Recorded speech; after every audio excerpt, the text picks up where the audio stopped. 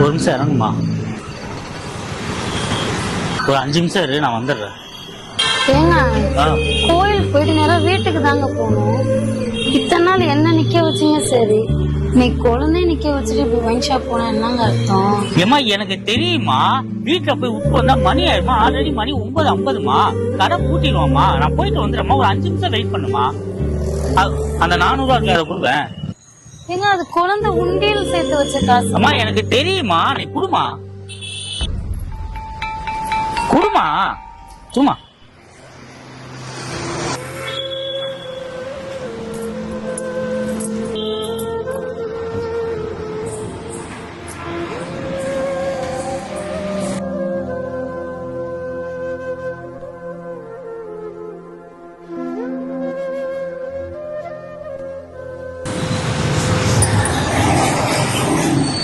ஏங்க இவ்வளவு நேரம், குழந்தைக்கு தூக்கமே வந்துருச்சுங்க.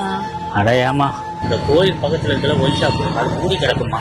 அது மட்டும் இல்ல, இந்த சர்ச்சு பக்கத்துல இருக்க ஒயின் ஷாப்பும் மூடி கிடக்குமா. என்ன பண்றதுனே தெரியல. முக்கியமா இந்த காலேஜ் பக்கத்துல, ஸ்கூல் பக்கத்துல, ஹாஸ்பிட்டல் பக்கத்துல இனிமே ஒயின் ஷாப்பே இருக்கக்கூடாதான். நான் பண்ண போறேன்னு தெரியல. இன்னும் சரக்கு அடிக்கணும்னா கிட்டத்தட்ட 10-15 கிலோமீட்டர் தாண்டி தான் போய் வாங்கணுமா. அப்ப நீங்க சரக்கு அடிக்க மாட்டீங்களா? அப்படிதான் நானும் நினைக்கிறேன். சரி காசு, இந்த காசை நீ என்ன பண்ணலாம் சொன்ன? தம்பிக்கு ட்ரெஸ் வாங்கலாம் பர்த்டேக்குன்னு. அதுவே வாங்கிக்கலாம்.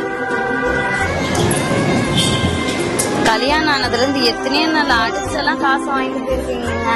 இன்னைக்குதான் குடிக்க கொண்டு போன காசை ரிட்டர்ன் கொண்டு வந்து கொடுத்துருக்கீங்க. ரொம்ப சந்தோஷமா இருக்கு. இனிமே எல்லாம் நல்லதே நடக்குமா. இந்த காசை வச்சு என்ன பண்ணலாம்னு கேட்டீங்க? தம்பிக்கு பர்த்டே ட்ரெஸ் எடுக்கலாம். அதை வாங்கலாம். வாமா உட்காரு, வா ட்ரெஸ் வாங்க போலாமாடி.